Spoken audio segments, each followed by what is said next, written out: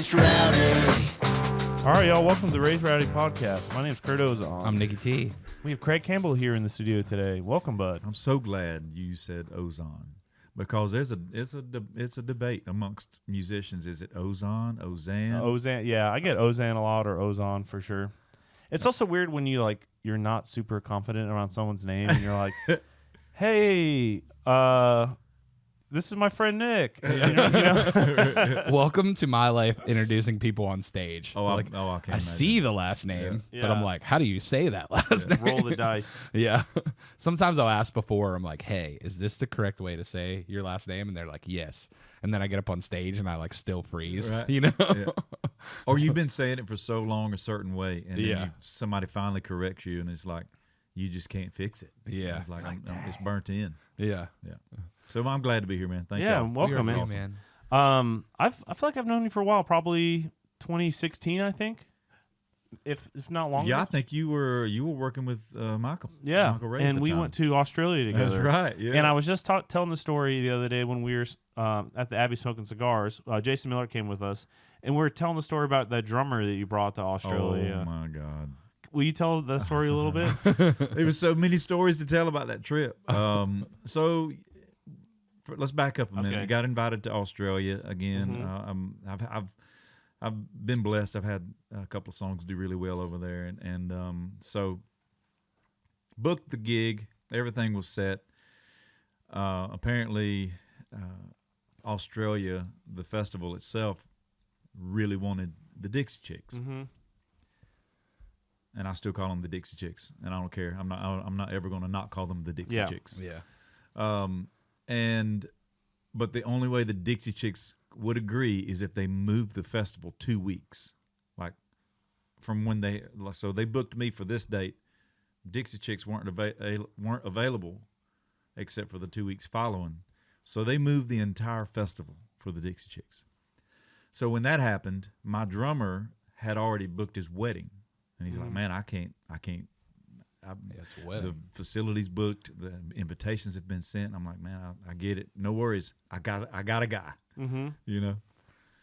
And I've known this dude from almost before I moved to Nashville. He's great. He's one of those guys that's just great at everything. Great golfer, great singer, great piano player. Just whatever he touches, he's great at it. I'm like, no worries. No, let's just roll with it, and I'm no issues at all. And we get there, and it was one of those land, change clothes, go straight to the gig. In Australia. In Australia, yeah, it was rough. Get there, first night, disaster. So on the next morning, we all get up, and I'm like, I'm not going to say his name, but I said, hey man, you want to. Let's run over these songs, and so we start running over them, and he's not writing anything down. He's not cataloging these specific cues that he missed big time. And I'm like, okay, no worries. Second show, same exact issues, and almost as if he had never even heard these songs before, and it was awful. One thing I remember, so specific, on Outskirts of Heaven, and Outskirts of Heaven was my current single at the time. Mm-hmm. Second verse is full-blown snare. Let's go. Full snare. He would switch back to side stick. And I'm over here, I'm literally singing and doing this at the same time, like with my, like, let's. And he just, I guess he had his damn eyes closed or whatever. So that was the second. We had 3 shows. No change. We talk about it.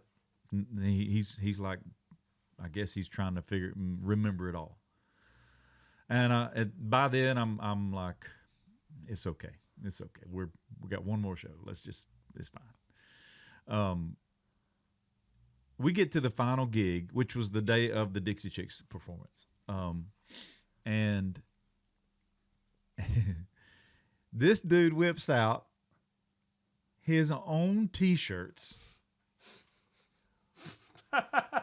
with his face on them and asks, can he throw them out during the show? During my show, throw his T-shirts out into the audience. I said, No, no, not at all. And then not only that, he shows up and he's wearing something, and I'm like, you're not wearing that on stage. Yeah, it was awful. And I remember this particular show too. He gets off from the tracks. He gets off, and we're over there. We're all over there like, kill the tracks, kill the tracks. And he was just like, so Carnes runs over there and karate chops the tracks rig to turn it off while playing bass, and it was just chaos. And then the icing on that's my favorite part of the cake. That night, it's, we stay for the show. We watch you guys. We watch the chicks, and he decides he wants to go out. I was like, okay, it's fine, but we got lobby call super early to fly home. No, next morning he's not there. Oh, Nowhere man. to be found. So we're like, let's go. We get to the airport. He finally, I think matter of fact, we're trying to get him on the phone, and I think we finally get on the plane, and over the PA system on the plane, somebody says, will the party responsible for blah blah blah ring your button? And Maddie, she goes, and so he finally made it to the airport, hammered drunk, and they wouldn't let him on the plane. Well, I actually saw part of this because we were going through customs or whatever, and he had a bottle of vodka With them? in his backpack or something, some sort of Every day, a whole bottle. Every day. and they wouldn't let him through, and so he starts drinking it like before he goes in, like like if you instead of throwing it away. Like if you had a bottle of water and you had like a little bit left. Yeah. I heard about Vodka. this later, but yes, and I was like, whoa, what's that guy doing? I didn't realize it was Craig's drummer. yeah. Wow. And I, I still love the dude. I mean, what happened is a thing, and it's a great story to tell. I feel like he's kind of turned things around since then. But yeah, he had to stay in Australia on his own dime for like another day or two. Have you ever bought a flight home from Australia? It's not cheap. It's not cheap at all. Can't imagine. No.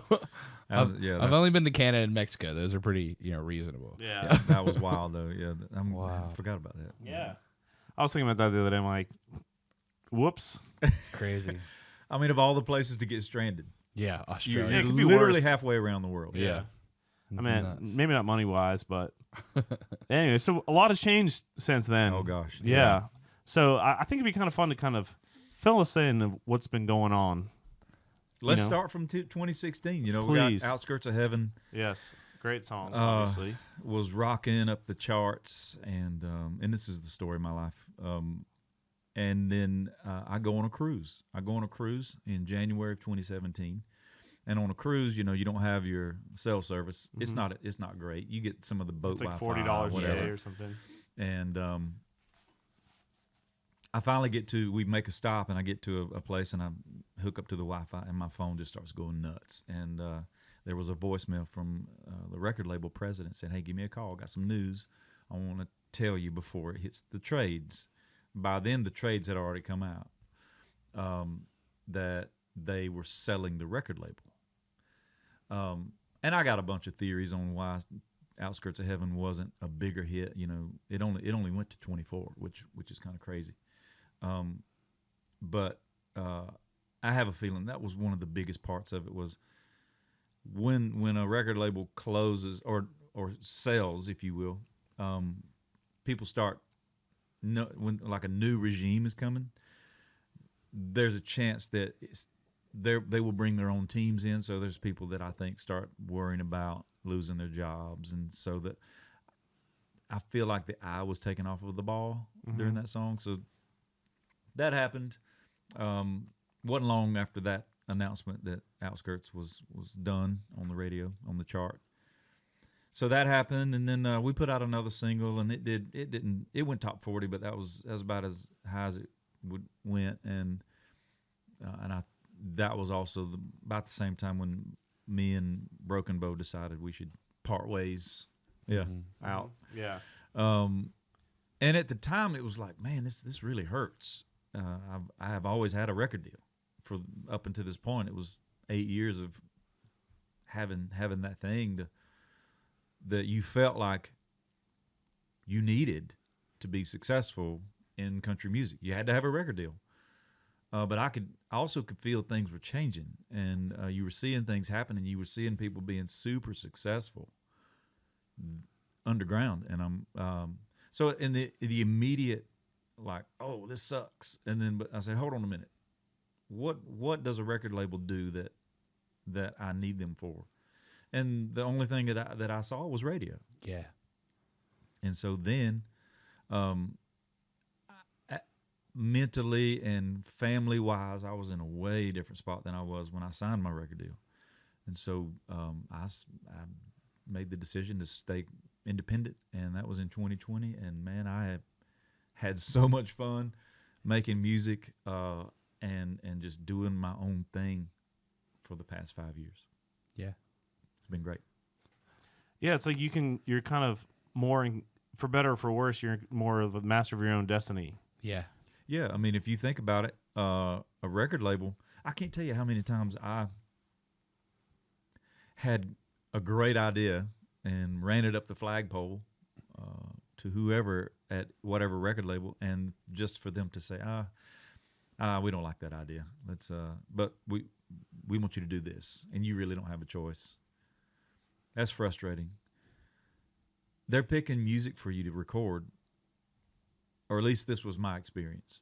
I had people making decisions on the music that I recorded that had no idea who I was. Never been to my house. Never met my family. Never met my girls. Never got to know me. Some of those guys never even come to a show. I had a guy come to a show one time. It was right after they sold to BMG. He was the big dog at BMG, and he came. We did the Broken Bow BMG thing during CMA Fest, and I went out there and I had one goal, and Miller can tell you about this too. I said, I'm going to crush it. Hell yeah. That's because I'm on the same. Because it's all Broken Bow, so I'm on the same stage with everybody. Dustin Lynch, Aldine, all those guys. And I said, I'm going to make it difficult for them to follow me. That was my mindset. Exactly. Yeah. And we did. And the guy met me when I got done. He's like, you're really good.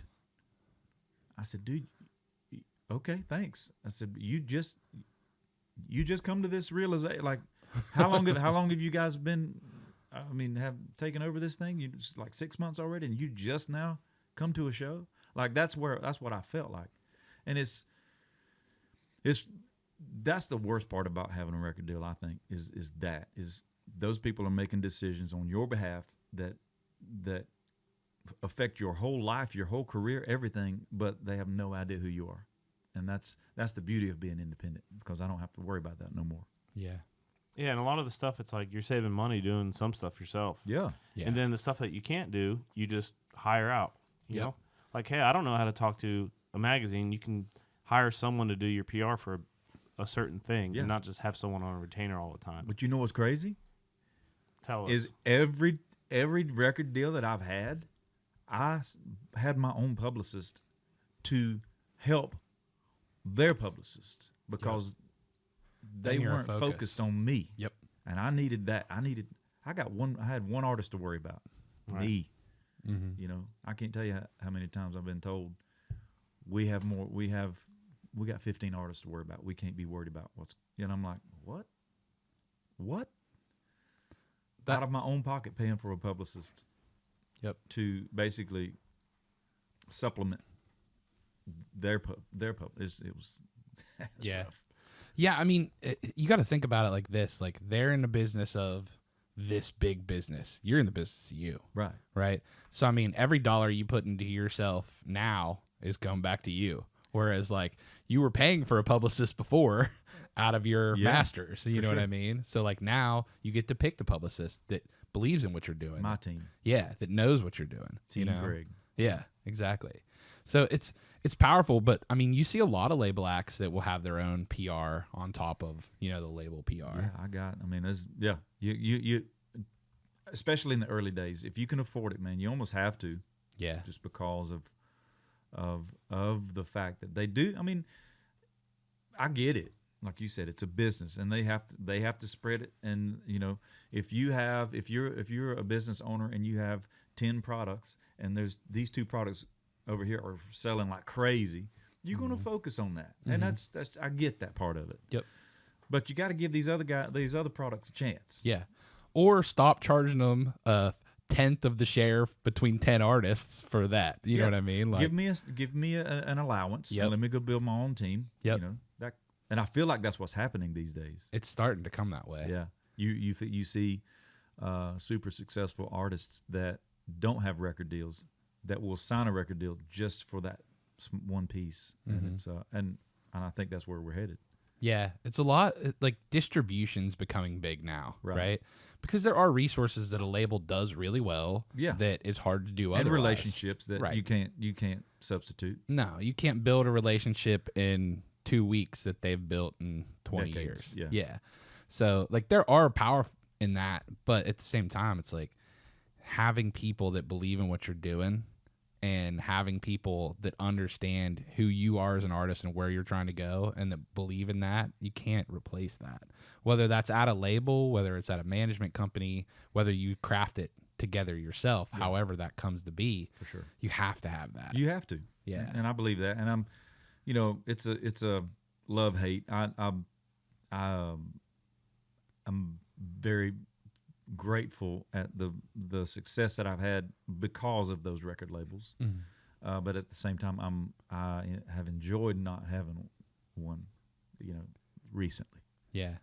A little bit of chaos comes with that too, you know, like, and the ideas, your ideas are your ideas, and you can then go and craft those into, you know, making them happen. And if it doesn't work, it's on me. The record labels, and I don't want this to be a record label bashing thing, but it's like, if you succeed, they take the credit, and if you fail, it's our fault. You know what I mean? But now it's like, if we succeed, I take the credit. If we fail, I take the fall. It's fine. Yep. And I'm okay with that. Yeah.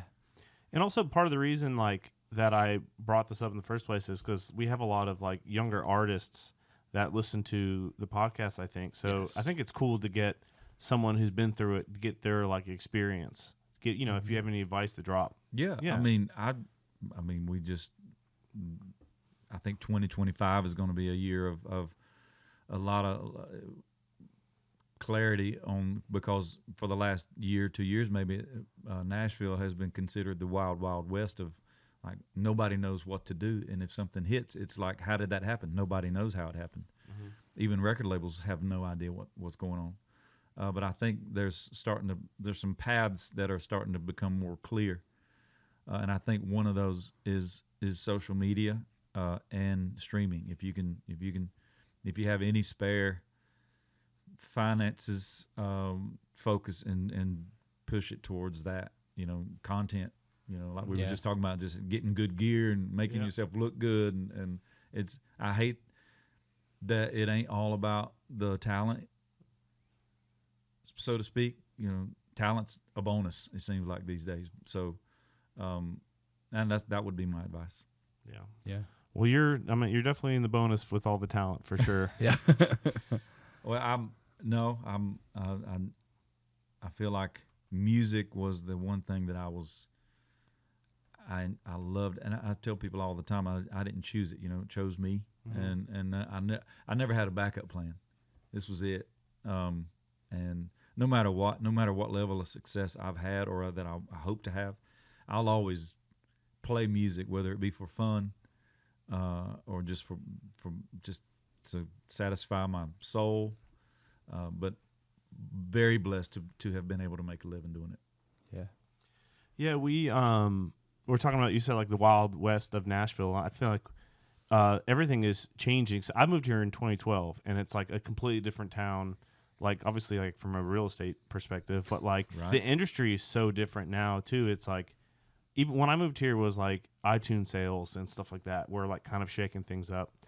We talk about record labels and radio, but Drew Baldridge just had the first independent #1 song at country radio. Yeah.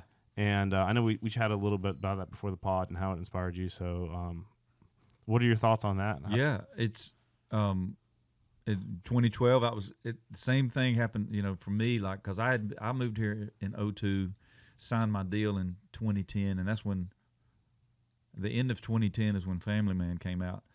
And at that moment, it was still let's take a song, run it up the chart, drop an album. That was the program.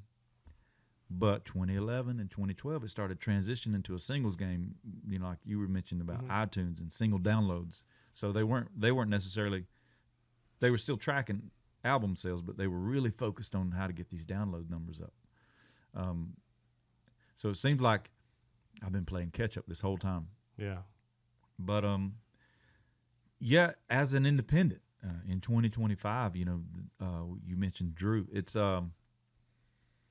very, very inspired by that. Matter of fact, when he decided to do that, I'll be honest, I was skeptical.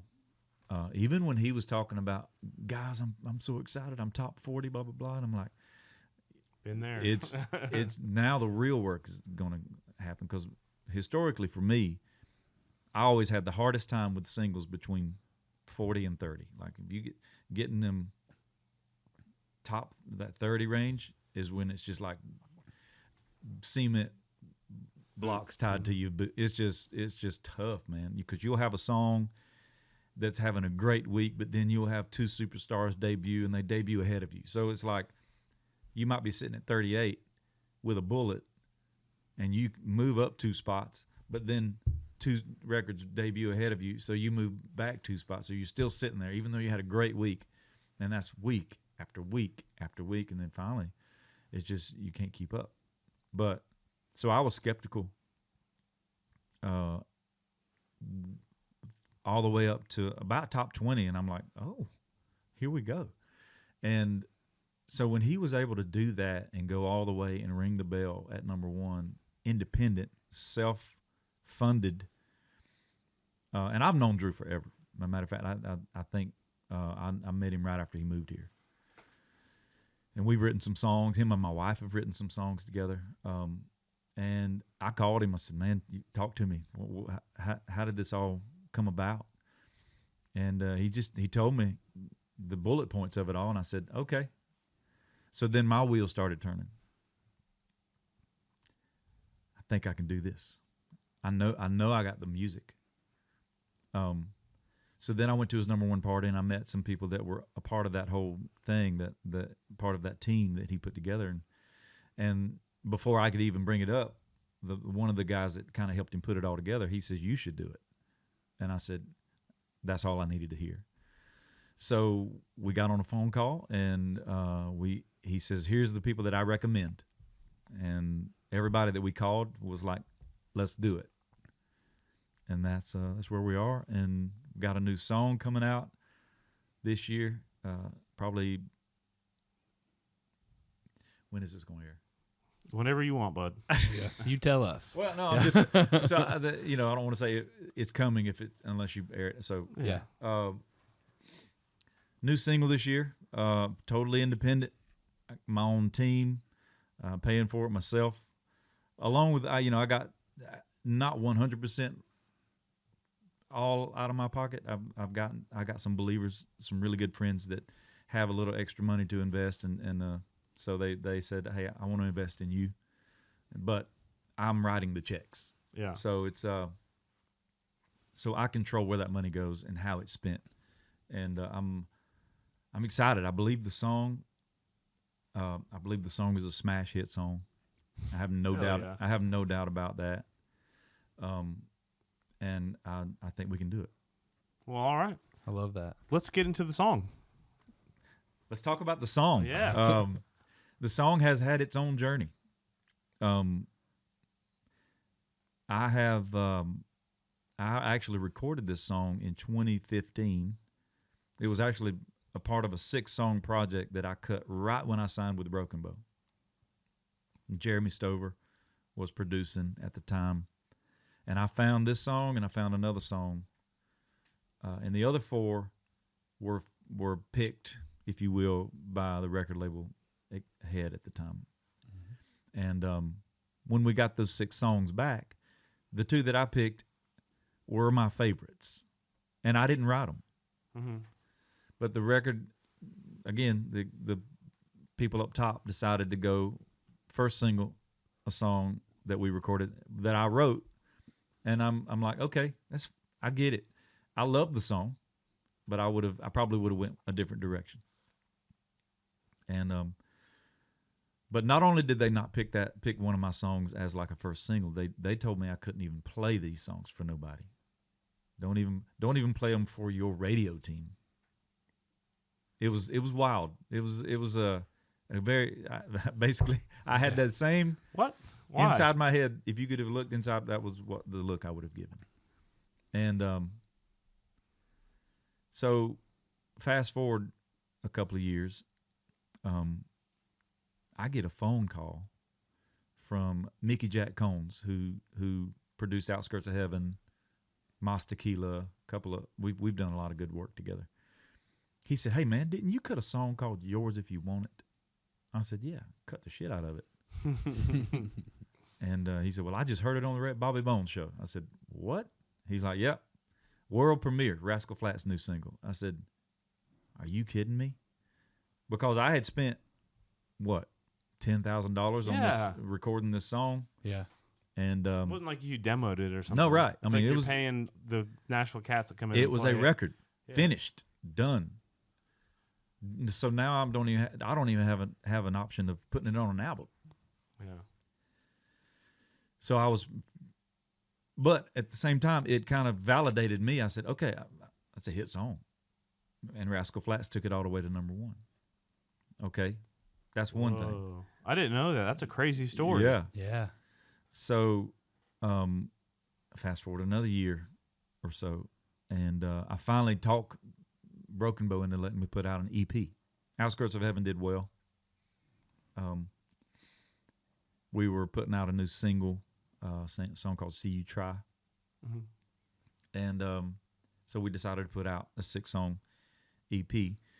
And so we put Missing You on the EP and immediately started streaming like 1 million a month, all on its own. No radio promotion, no playlisting, no nothing. It just organic. And I'm over here going, do y'all see this? Do y'all see what's happening? But again, I think we mentioned it earlier. By then, Broken Bow and me, we had decided we need to probably call it. Shake hands. Good game. Mm-hmm. Mm-hmm. So there's that. So now I'm independent, 2020, 21, 22. I'm still sitting on this, and I still think this song is a hit. And even before the whole Drew Baldridge thing, I decided I'm going to put together a small little album of songs that were hits of mine, and re-record them. Now, me Missing You was not like a radio hit, but it was a streaming hit. Mm-hmm. So I decided to re-record it. And I put part of that album out called Almost Greatest Hits. Mm-hmm. Yep. And so in that process is when the whole Drew Baldridge thing happened. I said, okay, hold on. I'm not going to put this on the record yet. I'm going to hold on to it. And a couple months later is when I went to that party and we talked. And so from 2015, this song has been through all the weeds, and now it has made its way out to like, okay, it's time. And you need to send me to radio, and that's what we're gonna do. That's great. Wow, it's like a whole butterfly effect thing. I feel like this whole story, it's like if this happened slightly differently, if this happened and the Flats thing, and it's crazy. Yeah, no, that's my whole career, man. Yeah, I mean that's everyone's. It's part of my story too. Like even now that we're going back to radio, is I haven't had my day in court, if you will. You know, I haven't You know, a lot of people don't know this, but you've heard of On the Verge. Mm-hmm. So I was the first one. When iHeart rolled out that program, my song "Keep Them Kisses Coming" was the very first Love that On song. the Verge pick, and that was in January of 2014, February maybe, and we're racing up the chart, and sitting at 13, I guess, 14 to 13, and I get a phone call that my record label was closing. I mean, you know what I mean? So that happened. That never was able to go up and hit the #1 spot. Outskirts of Heaven, the record label being sold, was a part of my story.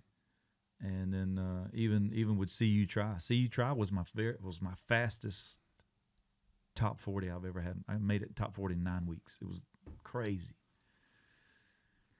The record label that I was on, Redbow, they dissolved it and rolled me into one of their sister labels, Wheelhouse. And, you know, here I am with a song that's on the radio, top 40, but with a whole brand new team that has no idea who I am. You know, just obviously had heard of me and heard my music before because we were under the same roof. But it's just roller coaster, man. Man, bad timing. Yeah. Yeah. But all this has led to now, Right here. which is when you've got the song and you've got the team. So now it's time to go. Are you going to like go around and do like another radio tour? Or So I've done it. I know. I've done it so many times, and I've still have a great relationship with radio. Sure. And I feel like now I've finally reached a place where I can call these stations myself and say, hey man, you know what? I mean, I will. If you want me to come hang, I'll come hang. But let's try to coordinate it with a show. Like if I'm coming to, let's call it Kansas City. If you need me to come do something, let me book a show in Kansas City. Let me just route it. Don't make me come out there on my own dime and just to say hey and circumstance and blah, blah, blah. grab my guitar and sing the song. But there's also a bunch of people in radio because it's been going on 7 years since I've been on the radio with a current song. So there's a lot of people that are in the business, in the radio world that I haven't met yet. So yes and no. I will definitely go out and meet those guys and you know, put a face with a name and all that. And but like an official hardcore radio tour, probably not. Yeah. I mean, like, I guess people still do that. I'm sort of out of that world. I've done it. I did it with Michael, and I did it with Jana, and I did it with Luke. Obviously, Luke's not doing radio tour anymore, but I remember like during COVID, it was like the same thing. Like work from home, people were doing radio tour from home. That was crazy, man. You know, I was independent at the time, wasn't working radio, but I had friends that were. That it derailed everything they were doing. You know, like Trey Landon. I feel I'm one of my best buds in town, and just I watched it. They were teeing him up really good, and then all of a sudden, you know, the just COVID and the wind was taken out of the sails, and I felt so bad. And he was one of a whole bunch of people that just kind of it sucked. Yeah.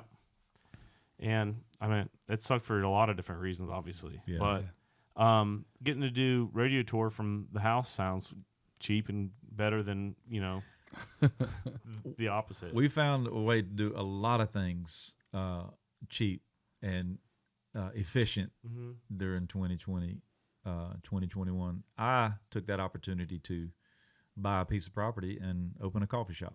Yeah. Yeah, congrats, man. Yeah. So you got your merch on. Grindstone. Got it.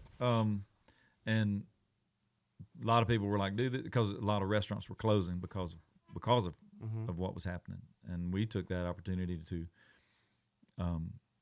build and also buy some really nice used equipment because people were closing. Coffee gear is so expensive. It is. I remember I went to 8th and Roast, and I had an espresso, and went to the barista. I said, this tastes amazing. This was like when I first moved to town. I want to make this at home. And I was like, how do I do that? And he kind of laughed. And he was like, this grinder is a $1,500 coffee bean grinder. and then the espresso machine's like 40 grand or something. Yeah, I was it's nuts. Crazy. oh yeah, It's whatever the numbers are. I don't yeah, know we what have they're up, but- we have our main coffee machine. It's automatic, but it's not fully automatic. Mhm. So we still have control Yeah, of it. But it was brand new, 17 yeah. grand. Crazy. And then when it breaks down, it's expensive to fix. It's like a car. Literally, yeah. Yeah. Nuts. And where's the location at? So we have Grindstone Cowboy is the home location right now is in Eagleville, Tennessee. Yeah. We got one that should open in August or September in Shelbyville, Tennessee. Cool. And then we have one going in Florida that should open Oh no way. Q1 of 2026. Awesome. We're in Florida. A little town called Santa Rosa Beach, 30A kind of Oh, gotcha. seaside Destin, Blue Mountain. yeah, right on. That sounds like a good gig. Owning a coffee shop on the beach. Yeah. I mean, a good reason to travel down there too. You know? Exactly. You know, it's like, are you gonna move? I was like, no, I'm not moving. I said, but I'll probably spend a lot of time down Yeah, there. why Yeah. Why wouldn't you? I've been to Grindstone, but it was before it opened. It was when we did a photo shoot down there. Yeah. And you drove me over there, and it was like under construction. Kinda. Yeah. So it's been a minute since I've even been Yeah, to because Eagleville. yeah, that's right. You shot. I think it was the Talk Country to Me album cover we shot at the house. Yeah. Yeah. And it's an awesome space. I mean, you guys have live music there now too, right? Yeah. We just had. I just played there Monday night, and then we do concerts. I had Mo Pitney recently. I got Richie So McDonald good. coming up. And you know, I've had Thompson Square a couple of times. I've had That's awesome. Tyler Forrest played there. He played 2 nights in a row. He sold out so fast. And then we got a comedy show coming up that people are pretty fired up about. Oh, that's great. A guy named Chris Munch. So do you all do like ticketed events at night there? On those specific shows, but like on Fridays and Saturdays, we'll have the occasional free, you know, kind of a lower Broadway setup where, you know, you just come in and there's acoustic set happening between 5:30, 6, 7:30. That's cool. Yeah, it's Some fun. grub, maybe. Oh yeah, people, you know, a lot of people don't even realize that we're actually more of a restaurant than a coffee shop. We full blown menu, man. It's crazy. Yeah, running a restaurant is so much work. It's like I've worked in a bunch of restaurants. I've done like delivery boy and server and, you know, bartender and all that stuff. And it's just like, it's a lot. It is, and let me tell you right now, if it wasn't for my wife, Mindy, I mean, shout out to Mindy. she wouldn't. The place wouldn't be what it is. I mean, I'm still doing the music stuff, Yeah. and so she took it by the horns, man, and she's a GM. If there's ever been one, boy, she runs that place. Right on. Yeah, and it's been a blessing. It's been super successful from day one, and so I would imagine she'd have a different outlook on it if it wasn't. Yeah. But she enjoys the hustle and the bustle because it is doing really well.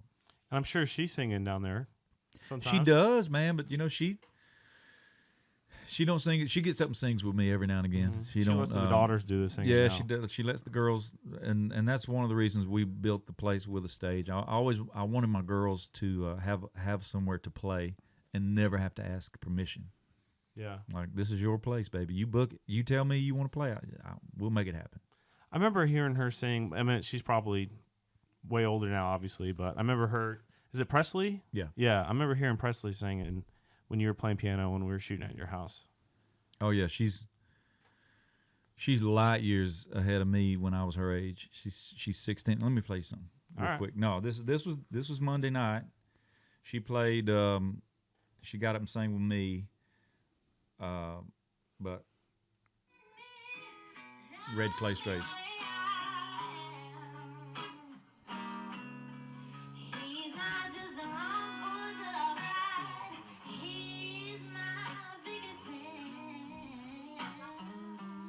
Damn.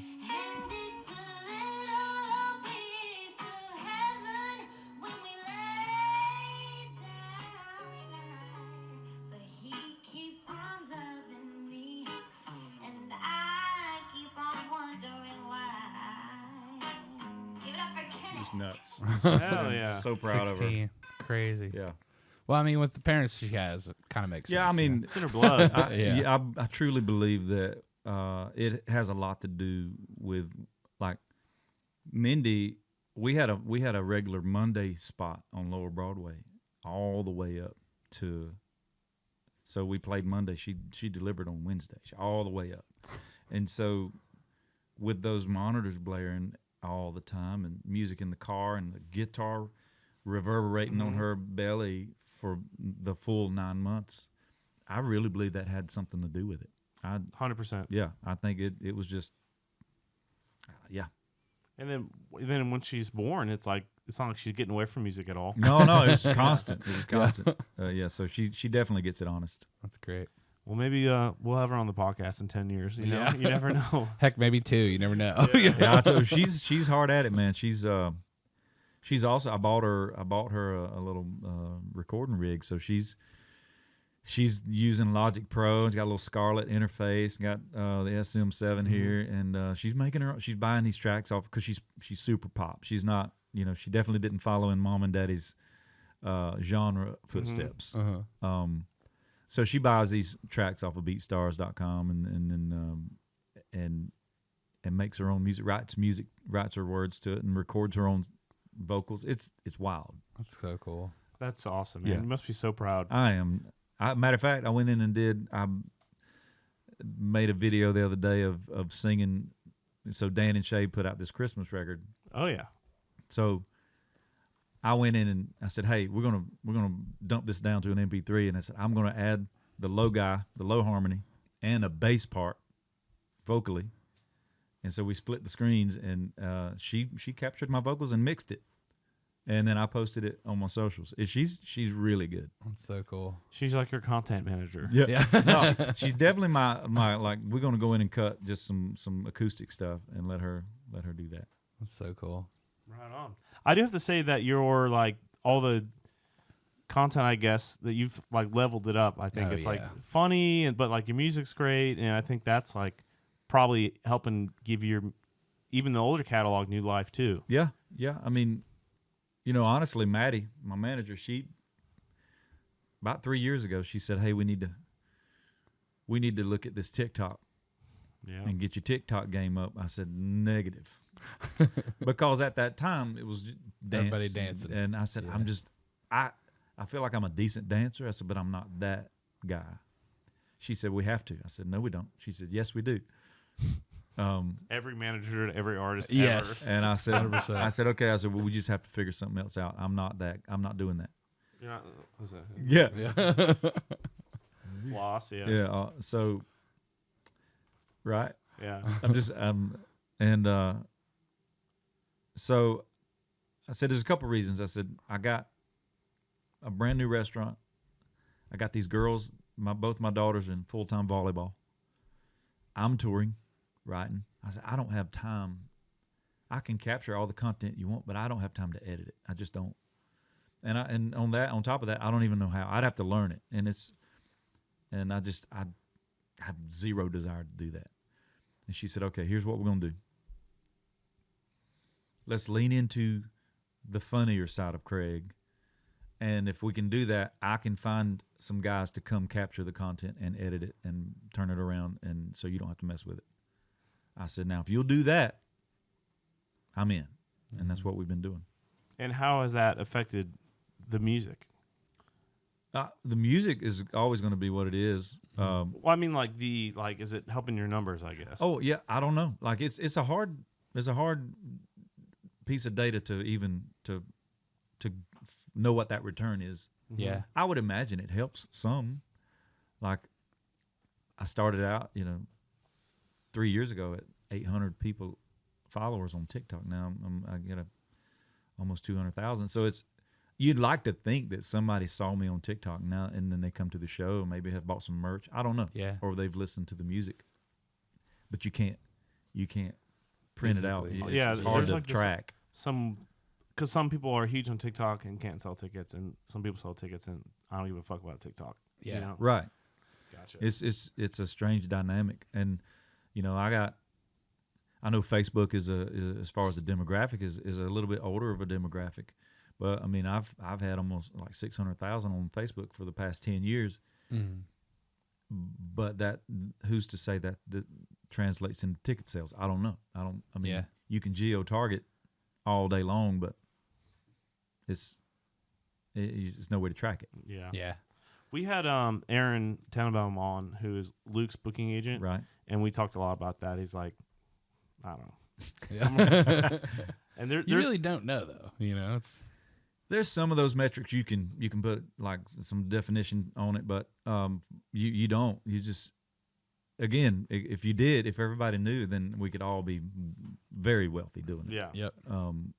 I'll be honest. I've had a hard time over the past 10 years selling a hard ticket. Yeah. You know, there are some rooms I can go in and do really well consistently, but then there's other rooms that you think, for instance, Dallas. Dallas is my number one social media market on all platforms, Facebook, Instagram, all of them. But I can't move a ticket. Yeah, weird. It's tough, dude. Like I can't give tickets away. Yeah. It's nuts. Yeah, actually, Aaron mentioned on that podcast, he was talking about Amarillo. He's like, I've had clients, like when I first started booking, Amarillo was their biggest streamed market for whatever reason, or they crushed there. Yeah. So I routed them through Amarillo, and all the shows did well. Denver did well, and Santa Fe did well. No one would go to a show in Amarillo for some reason. Remember that? Yeah. Yeah. Different demos too. Like some places are live music places and some places aren't, you know? Yeah. It's like, we always talk about Ohio because I used to extensively go to shows out there, and you know, people in Ohio like to buy tickets. Yeah, you know, they go to shows for sure. And Ohio was one of those that I always did well, like Dusty. Yeah, I love the Dusty Armadillo. I always do well there. Yep.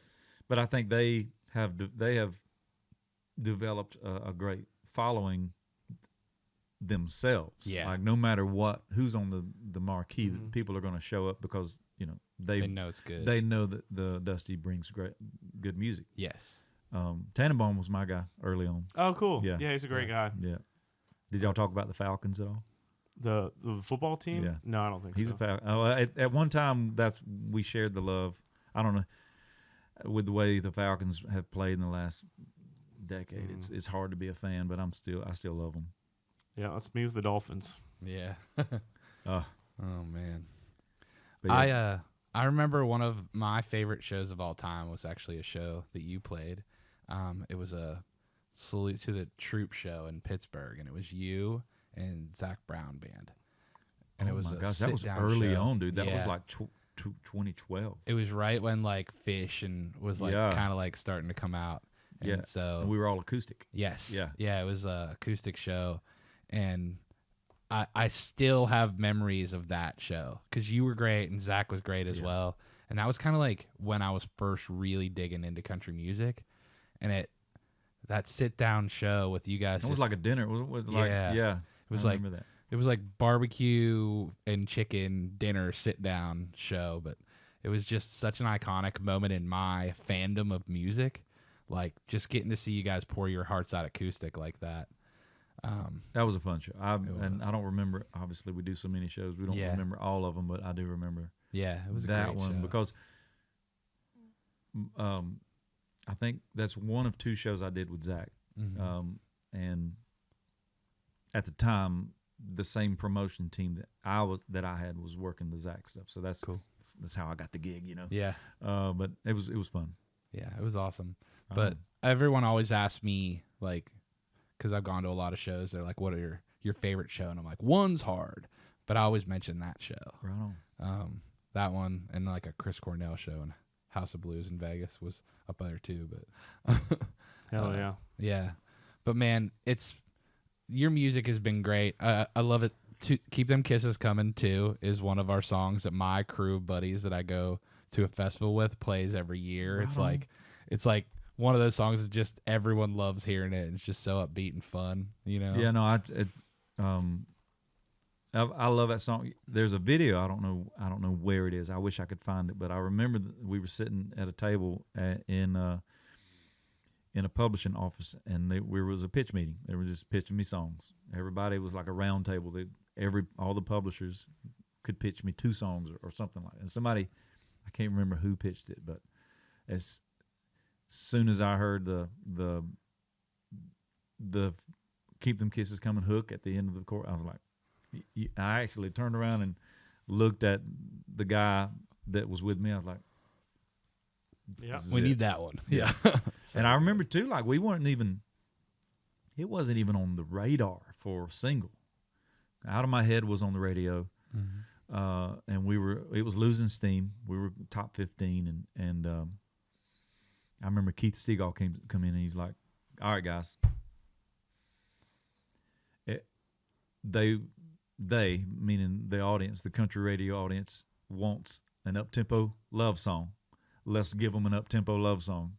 And so he said, "Keep Them Kisses Coming" is the one, and it was like, yes, sir. It was like done, and that's they went in and remixed it, called it the hot radio mix, and that was it. What's a hot radio mix? It was hotter than the record. Yeah, like it hit harder. Yeah. It needed it. Interesting. I'd love to hear the before and after. Oh yeah, it was less dynamic. Yeah, just for sure. Squashed and rock. Yeah, just a little soft. But they beefed it up for sure. Hell yeah. Cool. Yeah, that's a cool story. It's neat how that works. Well, I'm excited for your single to either be out or come out. Yeah. Missing You. Yeah. Yes. What sonically, give us the vibe of this one. It's a song. It's about cool. Hell yeah. It's a song about. It's kind of like what I wouldn't call it a prequel or a sequel, or it's more of a doppelganger of like Out of My Head. It's if you've ever broken up with somebody and it's like, man, I wish I wouldn't have done that, and so you're doing things that you wouldn't normally do because you're missing this person. Yeah. Like, first verse is like, never mind the 2 a.m. phone calls, driving by your house hoping I'd catch you in the front yard. I said goodbye, but I'm acting like I still got something to lose. It's that kind of vibe, and it drives pretty hard. I'm excited about it. It's like kind of like the mix of like lonesome kind of vibes, but it's moving. Yeah, it's got some upper mid drive to it, and it's super dynamic. We did some cool stuff production wise.